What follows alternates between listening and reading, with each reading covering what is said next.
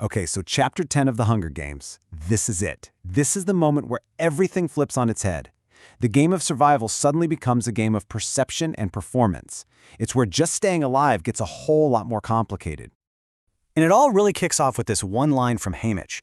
It's the strategic bombshell of the entire chapter. See, Peeta has just handed Katniss this massive advantage, but she is completely in the dark. She has no idea what he just did, but trust me, it's a move that's going to change everything. So, where does this all begin? It starts on live television, with the whole country of Panem watching. It starts with a confession that nobody, and I mean nobody, least of all Katniss, saw coming. Just try to picture this for a second. You've got the host, Caesar Flickerman, asking Peeta if there's a special girl back home, and Peeta, knowing the whole country is hanging on his every word, admits he's in love with Katniss. The cameras, of course, whip right around to her face, blowing it up on every screen. Her shock, her confusion, that blush, it's all 100% real, and it's being broadcast live for millions to see. And the Capitol audience, oh, they eat it up. It's an absolute masterstroke. Peeta didn't just make himself memorable. He created this incredible narrative. Suddenly, they're not just two kids from District 12 anymore. Nope, now they're the star-crossed lovers. It's this tragic story that the viewers can get invested in, both emotionally and, financially. He's made them completely unforgettable. But the second those cameras turn off, that public performance of tragedy, it explodes into some very real, very private violence. The moment they're alone, Katniss's confusion and this deep sense of betrayal just boil over. And we're not just talking about an argument here. This is a full-on physical assault fueled by pure rage. She shoves him so hard, he goes flying back into this decorative urn, which shatters everywhere, cutting up his hands.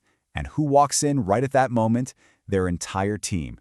They walk in to find broken pottery, bleeding hands, and this incredibly tense, furious standoff. And this, right here, is the heart of her anger. From her point of view, Peeta just made her look like a complete idiot on national TV. He painted her as this weak, lovesick girl, an object of pity. And he did it without ever asking her. She feels totally and completely used. But then, Haymitch steps in, and he completely reframes the entire situation. What Katniss sees as this huge personal betrayal, Haymitch reveals was actually a calculated, brilliant strategic play. This was never about feelings, this was about survival. And this is where their two perspectives just completely collide. Katniss is screaming, "He made me look weak," but Haymitch immediately fires back, "He made you look desirable." And in the totally twisted world of the Hunger Games, being desirable isn't a weakness at all. It's power, it's currency, it's what gets you sponsors. So, this is the master plan in a nutshell. The star-crossed lovers from District 12. It takes them from being just two more victims and turns them into these epic, romantic heroes. It's a story the Capitol audience knows and loves, a story they'll root for, and most importantly, a story they'll pay to keep going by sending life-saving gifts into the arena. And here's the wildest part, the real genius of it all. Katniss is worried she looked like a fool, right? But as her team points out, her completely authentic, genuinely shocked reaction is what sold the whole thing. If she'd been in on it, it would have looked staged. Her real shock was, ironically, the most perfect performance she could have given. At the end of the day, Haymitch's logic is brutal and it's simple. This isn't about pride, it's not about feelings, it's about one thing and one thing only, getting sponsors.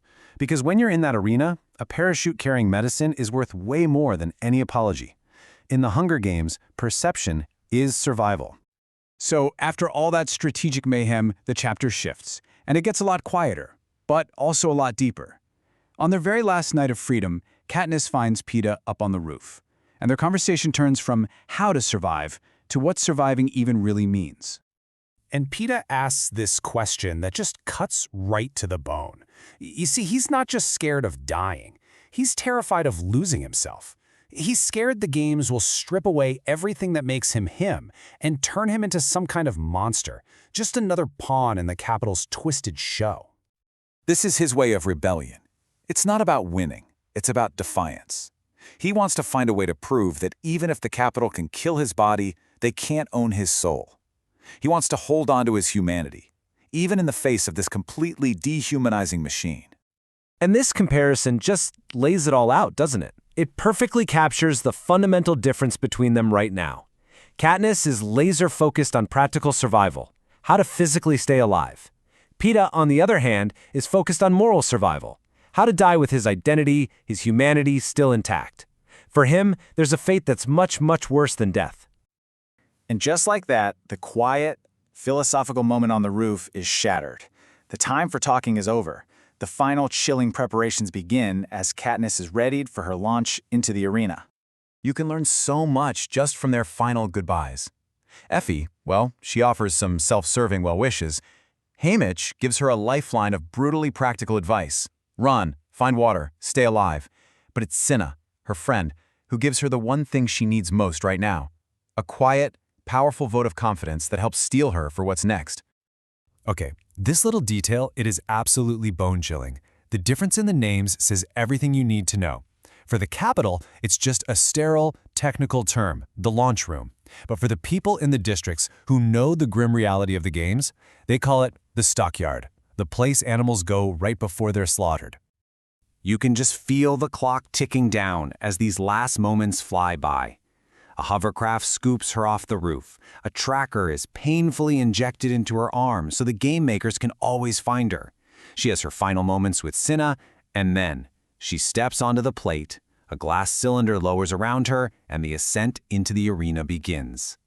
She rises up into the bright sunlight, the smell of pine hits her, and then that legendary voice echoes across the arena, signaling the start of a fight to the death.